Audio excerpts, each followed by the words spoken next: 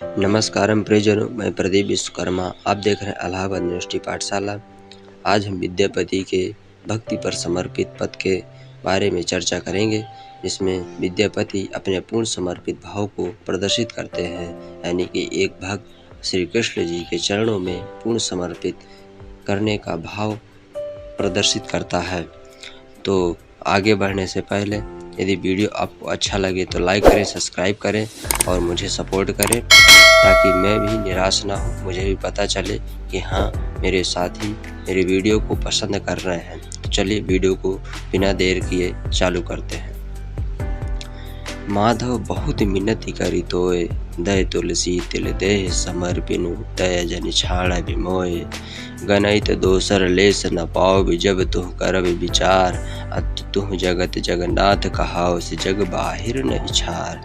किए मानस पशु पक्षी भजन मिये, अथवा कीट पतंग, करम विपाक गतागत पुन पुन मति रहतु परसंग।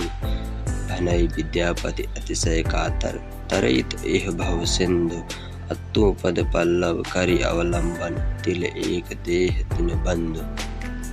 तो देखिए इसके व्याख्या और शब्दार्थ में, माधव बहुत मिन्नति करी तो विद्यापति यानी एक भक्त श्री कृष्ण जी से विनती करते हुए कहता है, हे माधव, हे कृष्ण, मैं तुम्हारी बहुत विनती करता हूँ, प्रार्थना करता हूँ, मिन्नति करता हूँ।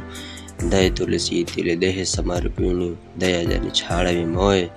हे माधव कि मैं अपने आप को तुम्हारे श्री चरणों में पूर्ण समर्पित कर चुका हूँ, अपना तिल देह समर्पित कर चुका हूँ। तिल देह मतलब ये पूर्ण समर्पित कर चुका हूँ। आप मुझ पर कभी दया करके मेरी गलतियों को माफ़ मत करिएगा, हमेशा मेरे साथ रहिएगा। गनैत दोसर लेस न पाओ, जब तुह कर्म विचार। हे माधव, यदि तुम मेरे अंदर के मेरे कर्मों के गुण और दोष का परीक्षण करेंगे आप, तो मेरे कर्मों से आप हमेशा दोष को ही पाएंगे, एक भी लेस मात्र का गुण नहीं पाएंगे जब भी आप विचार करेंगे। आगे कहते हैं, तुहु जगत जगन्नाथ कहाओ, से जग बाहिर न इछार। हे माधव, तुम जगत के स्वामी जगन्नाथ कहलाते हो।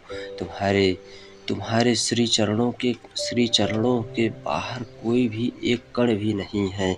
इसलिए चाहे मुझे कि आगे कहते हैं कि ये मानुष पशु पक्षी भजन मिये, अथवा कीट पतंग। इसलिए कहते हैं कि हे माधव, तुम्हारे श्री चरणों से तुम जगन्नाथ कहलाते हो, इसलिए तुम्हारे कृपा दृष्टि से, तुम्हारे चरणों से एक धूल तक भी तुम्हारे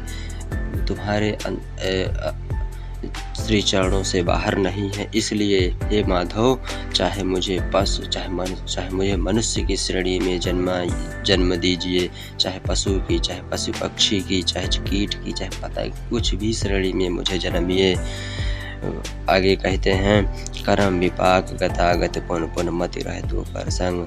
मैं हमेशा अपने कर्मों के अपने कर्मों की परिपक्वता लाने में हमेशा बार बार प्रयत्न करूंगा और हमेशा तुम्हारे श्री चरणों में ही रहना चाहूँगा। क्योंकि आगे कहते हैं, विद्यापति की भनई विद्यापति अतिशय कातर, तरैत एह भव सिंधु। ये बहुत बढ़िया लाइन है, इसको बहुत गहराई से देखने वाली है, जो आज हमारे वर्तमान जीवन के लिए भी बहुत महत्वपूर्ण है। क्योंकि आजकल हम देखते हैं कि ईश्वर पर से श्रद्धा ही सब लोगों की उठती जा रही। ये लाइन बहुत महत्वपूर्ण हो जाती है। कैसे?